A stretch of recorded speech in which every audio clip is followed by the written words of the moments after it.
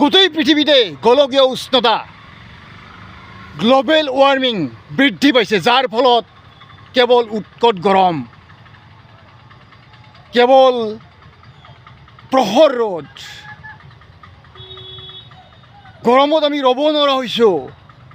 এই পৃথিৱীত আমি কেনেকৈ থাকিম? হয়তো কিছু বছৰ থাকিম। গছ গছনি কমি গৈছে পৃথিৱী তথা অসমত। এতিয়া আমি গছ গছনি ৰোপণ কৰিব লাগিব। চাওক ফ্ৰেণ্ডছ, সেউজীয়া আৰু ঠাণ্ডা শীতল চাহ পাবলৈ হ'লে আপোনালোকে কৰজ গছ, যিটো টান গছ, খৰিৰ কাৰণে উপযুক্ত, এই গছ ৰোপণ কৰিব।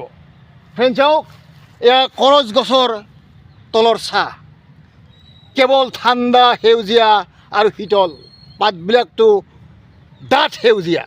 এয়া ফ্ৰেণ্ডছ চাওক, এয়া কৰজ গছ। চাওক ফ্ৰেণ্ডছ, কৰজ গছ বৰ বেছি ডাঙৰ হোৱা নাই, মানে ৰোৱাৰ কাৰণে বৰ বেছি দিন হোৱা নাই। চাওক ফ্ৰেণ্ডছ, কৰজ গছ। বাইদেৱে কিছু বছৰ আগতে কৰজ গছ ৰুইছিল, মানে ঠাণ্ডা পাবলৈ, শীতল পাবলৈ আৰু প্ৰখৰ ৰ'দৰ পৰা মানে ৰক্ষা পাবলৈ। কিমান বছৰ হ'ল বাইদেউ এই কৰজ গছ ৰোৱাৰ কাৰণে? তথাপিও কিমান বছৰ হ'ল? মোটামুটি 4-5-6 বছৰমান হ'ল আৰু ন?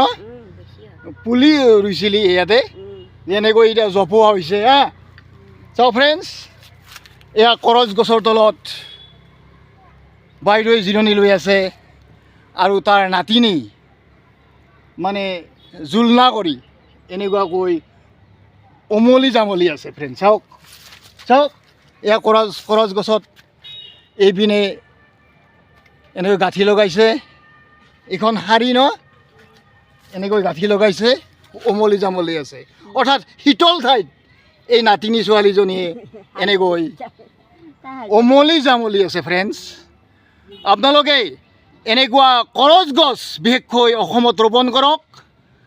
শীতল, ঠাণ্ডা, সেউজীয়া চাহৰ তলত আপোনালোকে প্ৰখৰ গৰমৰ পৰা, উৎকট গৰমৰ পৰা ৰক্ষা পাওক।